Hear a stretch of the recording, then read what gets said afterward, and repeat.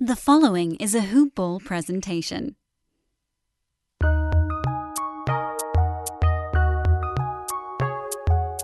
Welcome to the Fantasy NBA Today podcast.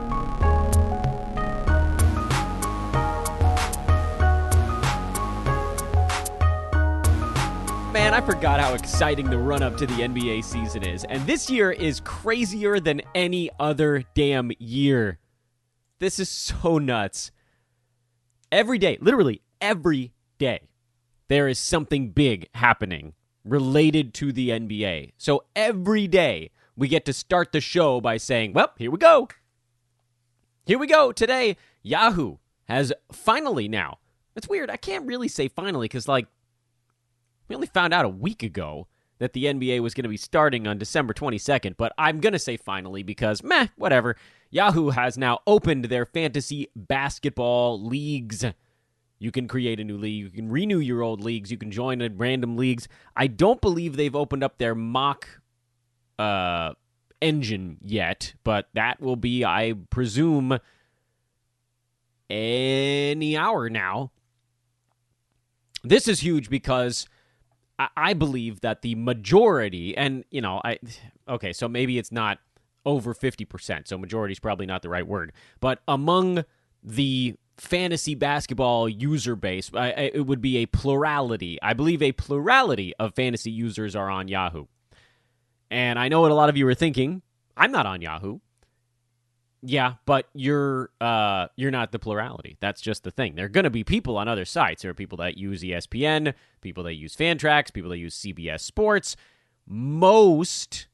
The largest percentage, I think, of folks that are playing fantasy basketball are on Yahoo. And for all of their limitations, their user engine is the best. Sorry. It's just the case. Fantrax has way more things you can do as a commissioner, but Yahoo's UI is better. ESPN has fancier looking website. Yahoo's UI is better. CBS is just crazy, man. Their website is out of left field. That one's not even in the discussion. Honestly, I think at this point, Yahoo and Fantrax are probably butting heads as the most user-friendly of the websites, but no one's catching Yahoo anytime soon. So that's the big one. They've now opened up their fantasy NBA user set. You don't get the fantasy basketball is closed dialogue when you try to log in. So you can start now doing what we talked about 3 days ago. This is why I said it. We didn't know what day they were going to open it. We got lucky that it was late Thursday night this week. With minimal fanfare, by the way. Shout out to Andy Bell for hitting me up, sliding into my Twitter DMs to say, hey, man, Yahoo's open now. Yesterday, I wouldn't have seen it. I think he sent it to me at 8 Eastern last night, 5 Pacific. Sure enough, I checked, and there it was, wide open. So let's go, people. Let's get this thing going. Spend some time this weekend now. If you've taken a few minutes this week, as suggested, to reach out to your league mates, you guys can get things set up now. And if you, like me, are the commissioner in most of your leagues, this really is a big help. You can start to pick your draft times. You can get some things locked in. You can work on various rosters. If you're in Dynasty or Keeper stuff, make sure everything is all set up right. This is a big moment.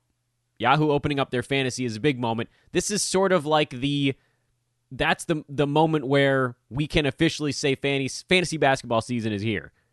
It's here, guys. It's here. So that is extraordinarily exciting. I will be spending some time in there likely over the weekend. Things are a little hectic here, but you know what? You got to make time. Got to make time for yourself. And when I say myself, I mean, of course, getting my fantasy league set up, because this is it's a nice little source of side income. Got to play in these leagues, man. This is fun for me. I miss out on that just to work more. Fi on that idea. This is Fantasy NBA Today, everybody, the podcast. That's the name. I am Dan Bespris. For those that are here for the first time, welcome to the show. I know this is the kind of year, or the time of year, well, you know, not normally. Normally, we'd be 3 weeks into an NBA season by now. But this go-round, we are about 40 days out from the NBA season. I think it's 39 now as of Friday. And this is the time when folks start to kind of tune back in a little bit. I was going through some of the archives, the podcast, annals of podcast history, but exclusively this show, just to kind of see when do people really start kind of bugging out about NBA. And it was hard to know an exact moment, but I think it was in, like, there were some early September shows last year where it was like, oh yeah, I guess people are starting to pay attention now a little bit. And it kind of ramped up from there. But this year's so different because remember, in early September last year, the draft had already happened, free agency had already happened. We were doing mock draft analysis on what was that? August 23rd last year. We did our first mock analysis on August 23rd. That's a full 2 months before the NBA season started. So, it's all kinds of crazy. Last year is extraordinarily odd, too. We looked at ESPN rankings in mid-July. So it's all over the board. I honestly don't have any idea what's happening this year in terms of ramp-up. But I can tell you right now that as of November the 13th this year, interest in NBA is lower than even in August of last year, just from looking at various metrics, how things happen, Twitter activity, stuff like that. So it hasn't, and maybe Yahoo opening their leagues, maybe that'll be the thing. It hasn't hit that cresting point. There's something coming. I don't know what it's going to be. It might be Yahoo opening. It might be the draft. It might be free agency, which is a week from today, a week and a couple of hours from right now. Is that the thing that wakes everybody up? I don't know, but something's going to come along.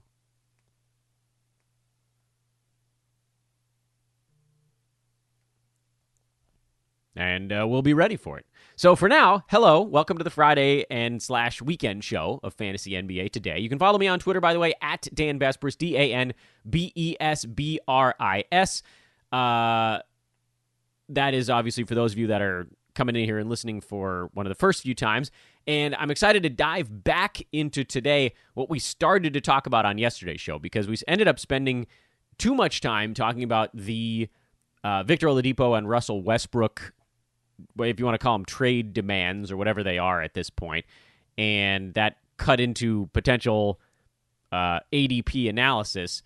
But that's where we're headed from right now. I want to try to get into that as soon as possible. Now, it's hard to do ADP analysis before before there's free agency, because guys are going to bounce around a lot. And Yahoo doesn't have their ADPs listed yet, so there's literally nothing for us to go off of other than our buddy Hidden Upside giving us ADPs of self-run leagues, tracking the results of leagues that are outside of the main hubs right now. And so that's what we started to look at yesterday. We zipped through the top 100 picks, and I want to spend some time on today's weekend edition, pouring through these at a slightly lower clip, and picking things apart, and maybe also making sure that we're aware of things that are likely going to move. Because this is a small sample size. We're talking about basically 10 drafts. It's 8 and 9 cat combined, which is the way that Yahoo lists theirs once they get their numbers out. Which, by the way, that'll probably be after the draft, if I had to guess. I don't know that they're gonna do mocks over the next couple of days. I think they've just opened things up so people can kind of get their leagues situated, start picking days and times and things like that, and filling out leagues. And so at that point, we'll obviously go in face first, but there isn't that much time this year. So we got to pick apart whatever we can get our hands on. And for right now, this is our best opportunity. I will say, by the way, as we get things started today, big thank you once again to everybody who has been looking and digging into our various promos on the show. We spent a lot of time this week talking about Hoop Ball's product launch week. We're going to talk about that on today's show as well. Our buddies over at mybookie.ag where they continue to have these free blackjack tournaments that are so much fun. Don't even need to make a deposit to play in those. They've got another one going today. And you've got great odds on everything else. NFL odds for the weekend, they're all up. We've got college football plays. There's a game, Florida Atlantic and Florida International are playing tonight. That's a 4 o'clock Pacific time start. We, by the way, will have a premium play on that from our buddy Devin Ellington over on the Hoopball Gaming side. He's 3-1 on his college football paid plays since launching Wager Pass earlier this week. So definitely go check that out. All of that stuff, Wager Pass, the Hoopball 360, the Fantasy Pass, the Brewski 150, the Draft Guide, all of those amazing things are available over at hoop-ball.com. Get them now, or get on our email list, because we're sending out stuff about those, and that outlines things just a little bit better as well. By the way, again, Wager Pass, so good. Fantasy Pass, so good. Fantasy Pass is $4.99 a month. You can get all that stuff together in the Hoopball 360 for $12.99 a month. Then you can get the bets and all the fantasy stuff. That's how you really crush it. The Hoopball 360, that's the good one. Oof, got to get my hands on one of those bad boys. Hoop-ball.com. Over at MyBookie, if you're going to sign up, make sure to use promo code HoopBall. Do it right now. Again, don't even make a deposit right when you first open up. I mean, you do if you want to, but you can play in these free blackjack tournaments every day without making one. Play in that thing. Maybe you win. Maybe you lose. Doesn't matter. Doesn't cost you anything. And then throw a few bucks in. I am learning about Bitcoin because it's apparently even easier to pay in or cash out if you use crypto. Cashing out by e-check is very easy. Just takes a few days. There's a $50 minimum. With Bitcoin, I think you can work on even smaller minimums, and the transactions are instantaneous. So I'm going to figure that out. That's my task. Thank you, by the way, to everybody on Twitter that's been giving me some sites to look at and information on that as well. So that's been very helpful. Yesterday, we rattled off the top 100 of our. This is not results, by the way. These are ADPs now. So it's combinations of results. It's not one draft alone. This is 10 head-to-head leagues, a combination of 8 and 9 category leagues, and this is where guys ended up with their ADPs listed. So let's go back through that now, the way we started to yesterday, and see if we can't find anything that jumps out us, and we will. I can guarantee we will find things that jump out as interesting.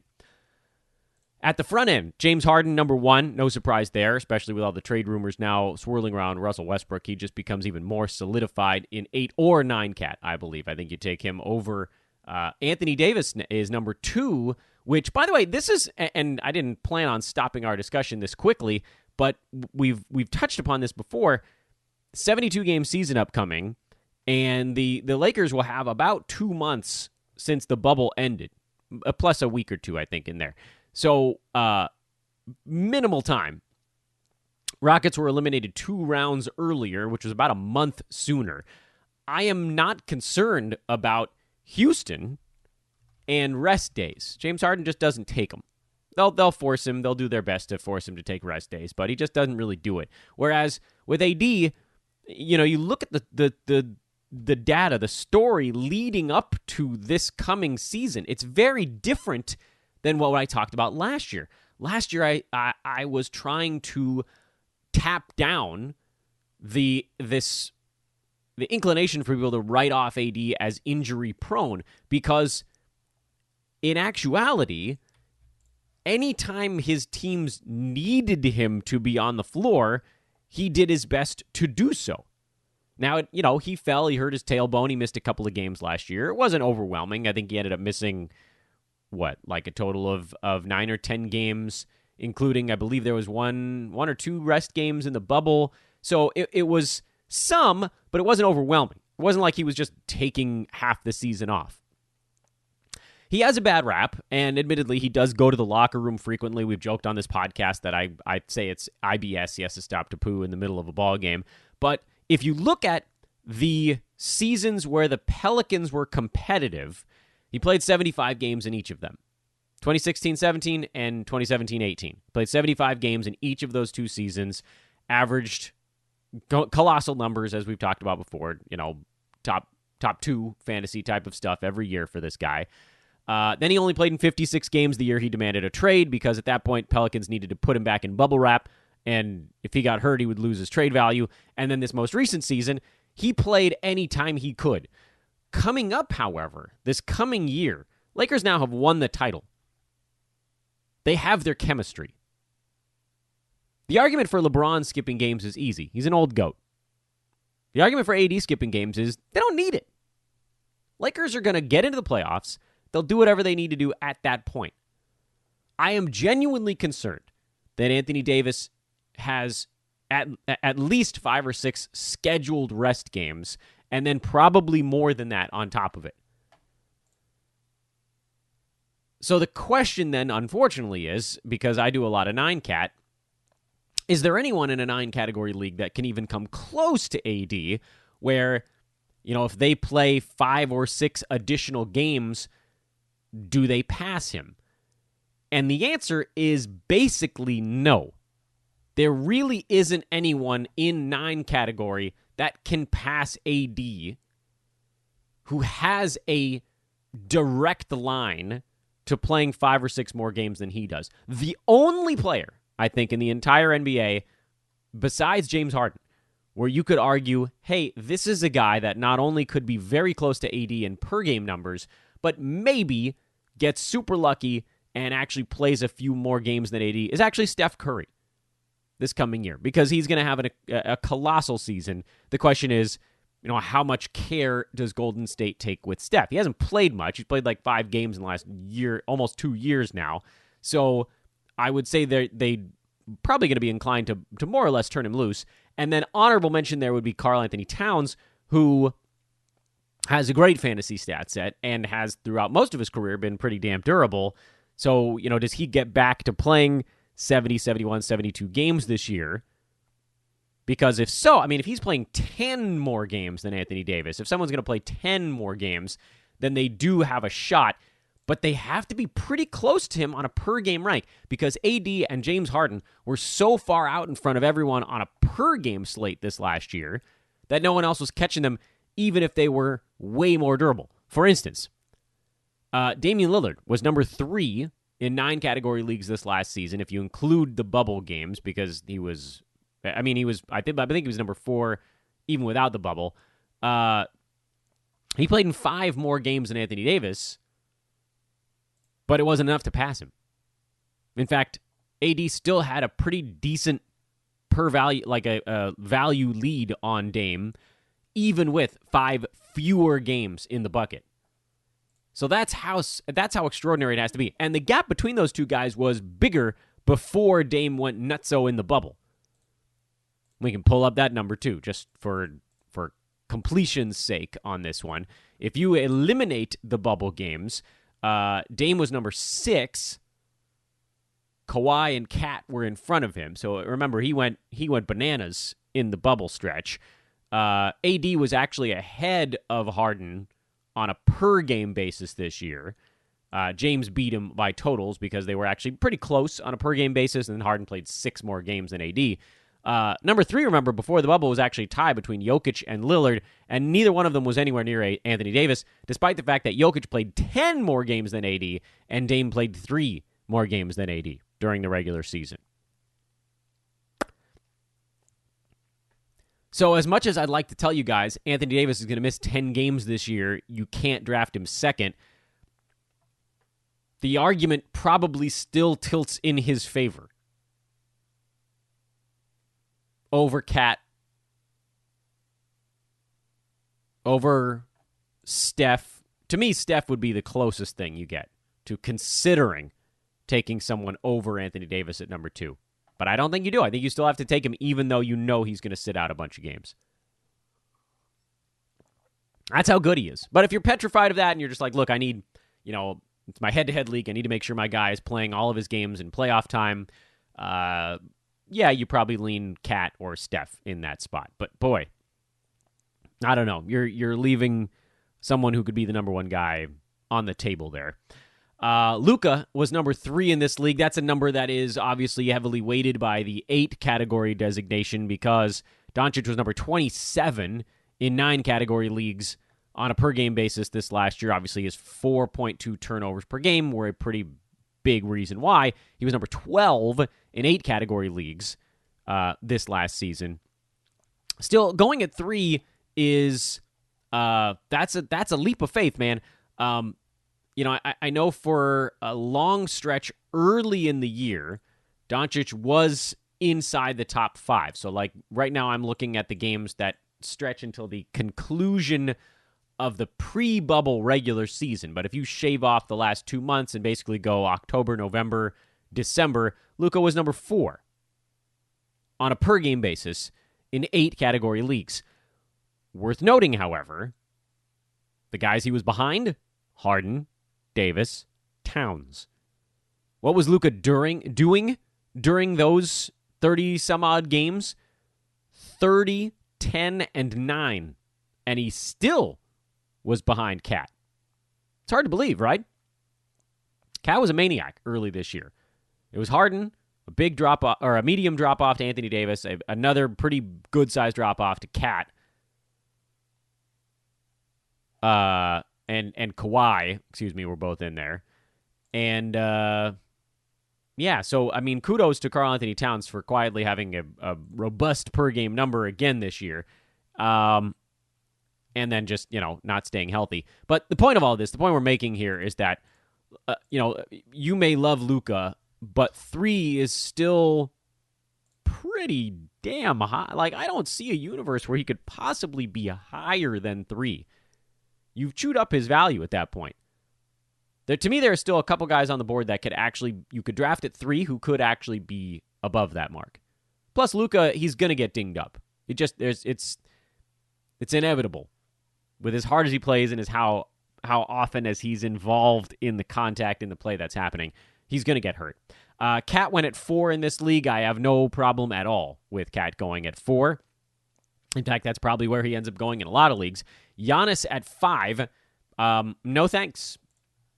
Whatever. You guys all know that the Dan Bespers hates Giannis stories have taken their own life. Giannis was number 14 in 8 category leagues this year, and obviously he could leap up the board if his free throw shooting comes. Hey, this is something that is incredibly important for us here at Hoopball and for anyone out there that's trying to grow a platform. If growing an e-commerce business is your focus, you need a platform that's focused on growth, and that is where Klaviyo comes in. Klaviyo is the ultimate e-commerce marketing platform for online brands of all kinds and all sizes, as evidenced by, look where I'm at. Whether you're just getting started or running a well-known brand, it gives you everything you need to send memorable branded emails, text messages, and more, so you can build strong relationships that keep your customers coming back. With flexible automations, powerful insights, and super precise targeting, that is the wave of the future. Klaviyo is a faster way to turn great ideas into great customer experiences. That's why it's trusted by more than 40,000 brands already, like Living Proof, Huckberry, and 8 Sleep. In fact, on average, Klaviyo customers see a 41% increase in overall revenue within just 5 months. Klaviyo scales with you so you never have to switch. They support everything from garage startups to iconic billion-dollar brands. And if you want to learn more about how you can grow your brand with Klaviyo, visit klaviyo.com/grow to get started with a free trial today. That's Klaviyo, KLAVIYO.com/grow. Again, free trial. You have nothing to lose. Klaviyo.com/grow. Go there now. Comes back, but are you willing to take that risk? Are you willing to take a guy at 5 who, even in an 8-cat format, like the bottom, that's rough. If you take a guy at 5 who ends up in the middle of the second round, that's already a big knock. And if you take a guy at 5 who in 9 category leagues was another round and a half deeper, or a round deeper, end of the second round, you're in real trouble. You need your guy you're taking in the first round to be a first-round guy. That, to me, is just, like, that's fantasy 101, and then in a shortened season, it's an even bigger deal. And at 5, you have guaranteed first-rounders still on the board for you, if you want to go that way. Jokic going at 6 in this draft, he's basically a guaranteed first-rounder. even if they give him some rest days. Dame going at 7. By the way, I would go Dame in front of Jokic. Dame is basically a guaranteed first-rounder. Those guys are extremely safe. Dame more so, I think, than Jokic, because we just don't really know what kind of bounce back Denver's going to have after the long bubble run. Dame was knocked out early. He went home before that series ended. Remember, he got hurt.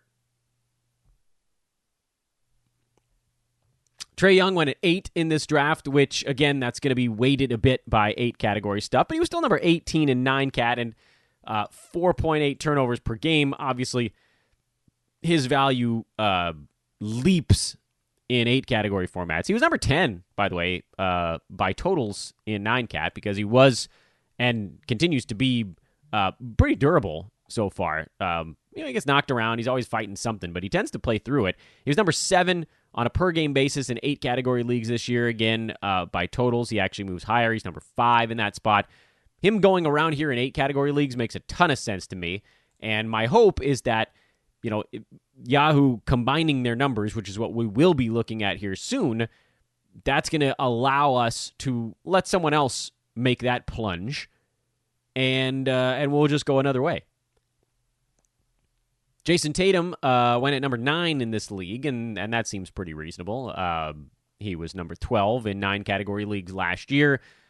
Guys in front of him that will likely fall down are John Collins, Hassan Whiteside, LeBron James, Bradley Beal. So just remove those guys from the equation, and Tatum goes from 12 to 8.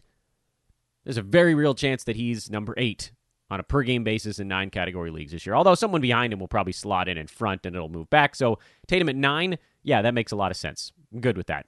Kawhi at 10, obviously this is going to make you nervous a little bit, but Kawhi was number 3 on a per-game basis, so even with him missing a bunch of games, he was number 6 by totals this last year, and he'll probably take a little hit with a healthy Paul George, and with Kawhi clearly running out of gas at the end of the bubble. You could see the injury was starting to be a thing. Slight step back for him this season, but getting him towards the end of the first round is generally fine, and at this point, 8 or 9 cat, the other guys left that you are debating against are, I would think, Steph Curry, who probably should have been off the board already. He would be one that I'm taking in front of Kawhi this coming year.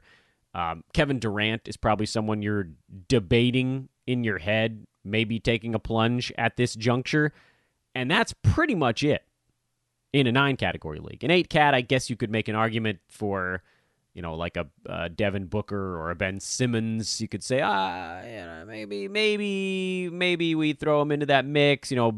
Booker was 17 in 8 cat last year.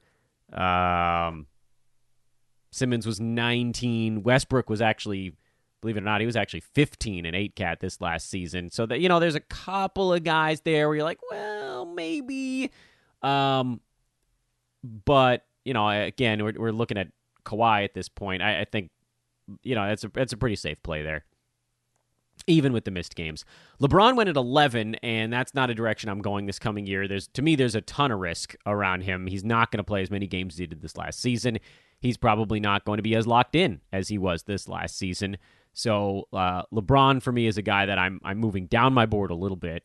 His relatively poor bubble performance knocked him down a little. He was number 10 in 9 category leagues on a per-game basis. That's basically not happening this coming year. The free throws don't appear to be coming back. He's still going to be very good, don't get me wrong. But you will see, I think, a slight step backwards. And, I will say, 9 category format, getting LeBron basically at the end of the first round, getting him on the turn, there aren't that many great options left at this point. Last year, someone like a Jimmy Butler, you could argue, in this area, Joel Embiid, Andre Drummond. Beal is, he's taking a hit. Butler's going to miss a ton of games. A lot of the guys that you were debating against are in a real bad spot. And for LeBron, I think it's just sort of a semi-bad spot. So I'm not going to kill you if you take him here on the turn. Just know that you're risking a lot. At this point, I think I'd rather have a guy who's just a little bit less extraordinary on a night-to-night basis and is likely to play in close to the 72 games that are happening this year. And number 12 in this draft, or not in this draft, excuse me, this is an ADP of 10 drafts, is Steph Curry. And I think a lot of that has to do with fear, perhaps, that he's going to sit out come head-to-head playoff time. But that's not a fear I share. Steph, I think, by the way, he played in 5 games this year. He was number 32 in those 5 games, but clearly wasn't warmed up yet. He was averaging 21 points on 40% shooting, made all of his free throws, by the way. What did he do? He's like 26 for 26 or something like that. I mean, this is a dude who, honestly, I'm a little bit surprised. I think his ADP, when we get into the thousands of Yahoo drafts that all start to compile together, will be higher. I think he's going inside the top 6, if I had to guess. But if I can get him towards the back end of that grouping, I will be thrilled. Clay's going to be working his way back into shape. Steph's going to be working way back into shape. Dre's going to be a little bit more locked in this year. I mean, they're basically the Warriors pre-Kevin Durant. But older, obviously, older. Steph could be the number 1 fantasy player this year. And to me, top 2, James Harden, Anthony Davis, those are 2 guys who are like, okay, this guy could, and I'm talking about on a per-game basis. There are 4 players in the NBA that I believe could be the number 1 per-game guy at the end of this year. I think there's only 4. And I'm not saying anything that you guys wouldn't have already figured out on your own. James Harden, Anthony Davis are the very obvious ones. Steph, who we just talked about, as to me is another possibility because he's done it before. Kevin Durant is another one who could be it because he's done it before. And that's it. And we're talking about 9 category right now. I don't think there's anyone else in the NBA who has a legitimate claim to being the number 1 player in a 9 category league. So obviously, with Kevin Durant, there's a massive fear of rest days. He's also coming off a torn Achilles, which, spoiler alert, that can be a little bit of a debilitating injury. By the way, if you're wondering, it was Harden Davis this year. In 9 category. Sorry, that's with the bubble. Let's get rid of the bubble. The bubble's been confusing. I think AD may have passed Harden if you eliminate the bubble. Am I getting that right? Yeah, he jumped past him ever so slightly because James was out of whack come bubble time. So it was AD above Harden this year. Last year was Harden above AD. The previous year it was AD and then Steph and then KD and then Harden. That's 17-18. 16-17 was Kevin Durant, AD, Steph, Kawhi. Harden was number 7 at that point. He averaged almost 6 turnovers a game, and that's your answer why. Giannis was number 5 that year because he shot 77% at the free throw line. That was back before that was a thing. And if you go all the way back to the 15-16 season, that was Steph at number 1, and he was so far out in front of everybody, it just wasn't even... That was a boat race for number 1. KD was number 2 that year, by the way, in Oklahoma City. Kawhi was number 3. Harden was number 4. Anthony Davis was number 5. So, we can go back a long, long way. Anthony Davis was the number 1 guy, 2014-15. 13-14, it was Kevin Durant ahead of Anthony Davis. Kevin Durant the year before that. We've now gone back a decade to find the last time someone else was number 1, and it was LeBron James in 2011-2012. Okay? We're now 9 years in the past, the last time it was not one of the 4 guys I just mentioned. KD, AD, Steph, Harden. Those are your 4 guys that have a legitimate shot to be number 1 on a per-game basis in any fantasy season. I think we wiped Kevin Durant off the board there because he's coming back from a giant injury. So, as great as he's going to be, I would think he's still going to be very good this year. It's going to take him some time to get going. Or I should be more accurate. He's probably going to come out with a flurry of adrenaline, and then there's going to be this big dip, and then he's going to get very good again. And, Kyrie Irving gets hurt, so there will be plenty of games where KD is shouldering a bigger offensive load. He's going to have a shot at it. But he's going to sit at least 10 games this year, at least. And they might not all be scheduled rest. I'm just, you have to grade this stuff out. Steph, doesn't have that same burden hanging over him, where he also is going to be stepping into a larger offensive role this season with a Warriors team that doesn't have Kevin Durant anymore. But I don't know that they have to rest him for 10 games. He's going to want to be out there. So, I've done this before. I'll do it again. Maybe it's to my detriment. Steph is probably going to be one of my favorite grabs.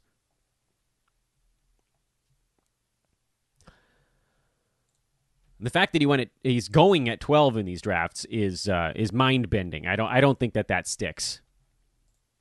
Let's go a little bit deeper here because this is a fun weekend show. I want you guys to really enjoy this one. Devin Booker has an ADP of 13.7, which makes him the number 13 guy off the board. That's the first pick of the second hypothetical round here. Again, heavily impacted by 8 category marks. Booker had a huge bubble. And in 9 category, he still was only number 29. It's going to be a big gap on this one. Booker, like Luka, like Trey, giant turnover guys that need that 8 versus 9 category split. So he's going to be a guy that's going to be drafted too high. In every 9 category draft you are in. It's unquestioned because his ADP is going to be yanked towards the front by a far better 8 category mark. And his ADP in 8 category leagues is probably not that insane. Like, if you look at this most recent season, and we'll leave the bubble games in to make his numbers better, he was number 15 on a per game basis in 8 category leagues, and better than that by totals because he played in 70 games altogether. So not that crazy, by the way, to take him near 13 in 8 category leagues, but the fact that he's going there and these numbers are going to be blended. You guys ever see that movie? Silly-ass movie. It's going to create an artificial early ADP for Booker, even if he's not going to go, I don't think, quite that early in 9 category drafts, but you guys know how these draft boards impact people's psyche when they're drafting. It's going to pull him forward.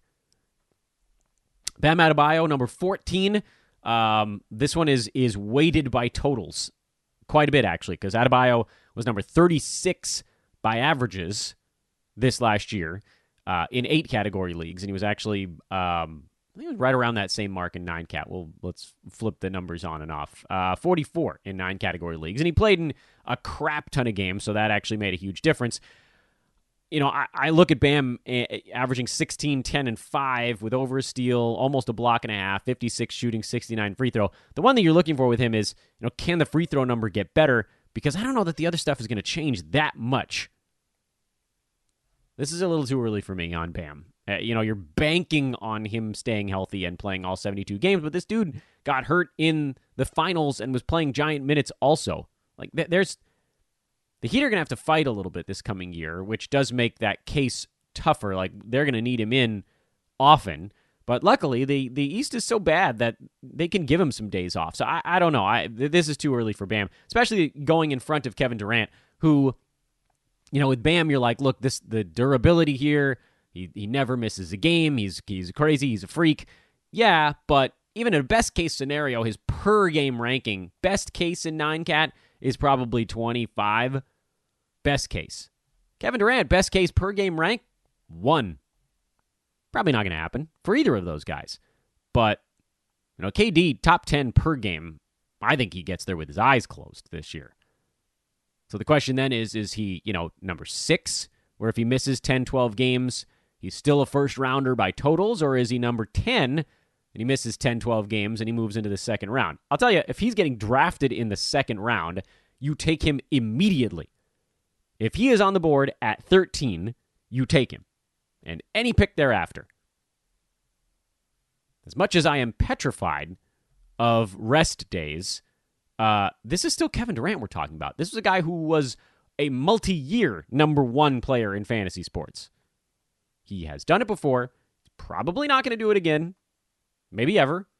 But, fantasy stat set-wise, there are, again, less than a handful of players who even come close to what he can do. Ben Simmons, number 16. Again, this one's another one that's yanked forward by 8-cat. I don't mind him going here in 8 category leagues. I do desperately mind him going here in 9 category leagues. He was number 36 on a per-game basis in 9-cat last year. I don't care how durable you generally are. You don't take someone at 16 who you expect to have a per-game rank of 36. You just don't. At that point, you're banking on a guy playing 100% of games to catch his ADP. It's not happening. Bradley Beal at 17. This is probably fine. Beal was 11 without John Wall. He's going to take a round hit. And he's been durable lately. So mid-second rounder, I'm good with. I'm good with that. Joel Embiid at 18. He just moves down the board a tiny bit every year. He's number 23 on a per-game basis. He doesn't stay healthy. I can make a lot of arguments for taking him here, largely because the other guys on the board, 8 or 9 category leagues, don't have the kind of upside he does. New situation for him in Philadelphia, similar players around him, but very few guys that have the upside he does at pick number 18. So I don't hate it. It depends a little bit on what you're working with from the first round. But you've got to believe he's not playing in all 72 games. So that's now hanging over you. And the question becomes, once again, is he a top 10 guy who misses a bunch of games, or is he a top 20 guy who misses a bunch of games? That's a big difference. John Collins at 19, I'm good with that. He's not going to be a first-rounder like he was this year, not with Clint Capella around and just not over an entire season. But he'll be a second-rounder, I would imagine. Paul George at pick 20. I love this one. ADP actually listed at 22, but that just happens to be the 20th highest or earliest rank. Paul George was number 20 over the entire season. That's including the bubble games this year. And to me, this is as bad as it could have gone. Literally, it couldn't get any worse, and he was number 20 on a per-game basis. Love Paul George in this area. If I have picked like 4 or 5, and I have an opportunity to get a combo of like Steph and PG or Cat and PG, good Lord. Look out. Dan's team's coming. Someone's going to probably scoop him up. I think he moves a little bit earlier over the course of draft season, but we'll see. Kristaps Porzingis won at 21, and I get it. A lot of risk there, but a guy that could. At this point now, you're looking at late second rounders, so you're thinking, who's left on the board who could actually put up first-round per-game numbers, and Kristaps is one of those guys. He could be. He's probably one of maybe 3 dudes at this point where you're like, yeah, legit chance to be a first-rounder per game, big injury risk. But if he's going, top 10 per game and misses 10 games, he hits his mark. Westbrook at 22. This is going to be a big 8 or 9 category split, so let's not dive too deep into that one. Jimmy Butler at 23. He's a guy I'm avoiding this year. I don't have any idea how many games he's going to play. It could be 40 and it could be 62. Donovan Mitchell at 24. I like Donovan Mitchell as a ball player, but he was 54 in 9 category leagues this year and only a little bit higher than that in 8. Averaging 24, 4 and 4. He doesn't have anywhere left to go. He's Demar Derozan with 3-pointers, but not as good at the free throw. Oh, no, that's not right. Excuse me, but not as good at the field goal percent, not free throw percent. They're both good at the foul line. Donovan Mitchell, new DeMar DeRozan, if you want to call him that. He's got range, misses more shots. Neither one of those guys is about to bust inside the top 25 on a per-game basis. Sorry. And that, I think, is actually where we'll pause. That's the end of the second round of these ADP numbers. We'll likely continue with this on Monday's show, depending on what NBA news breaks over the weekend. I hope that was enjoyable for you guys. It's really fun for me to finally dive into some legitimate ADP numbers. And, we go from here. The ramp-up is on, guys. I got little else to add. Go get some at manscaped.com with promo code HoopBall20. But again, this week is all about getting into our products. Please, please, please check out the Fantasy Pass for $4.99 a month. It's got the Brewski 150 in it. That by itself should be enough. It's also got the giant draft guide and all of our in-season stuff all season long. That's for $4.99 a month. Also available, again, mentioned it earlier, the Wager Pass and the Hoopball 360. Hoopball 360 is Fantasy Pass plus Wager Pass together, and an even earlier Brewski 150. Devin is just clobbering. He's clobbering college football like no one you can imagine. He's top 10 on Tally's side. He's cruising, man. So get involved. The Wager Pass is the kind of thing that you can enjoy all year round. We can do all the top plays, college football, NFL, NBA, college basketball, baseball, soccer, you name it. We're going to have plays on it. So that's the gift that keeps on giving. And $9.99 a month on Wager Pass or $12.99 a month on Hoopball 360. Those are the lowest prices those will ever be at. Those are only going up. So if you're thinking about it, lock in that rate now. Before later you're like, oh, damn, I really should have gotten involved in that. And it's more.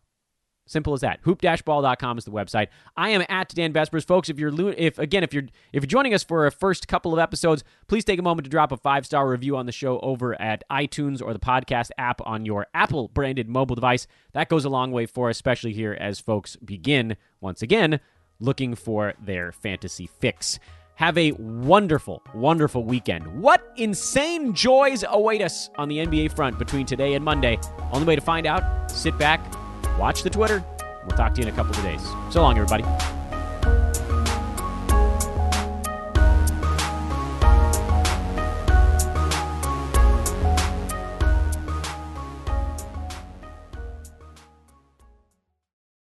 This has been a Hoop Ball presentation.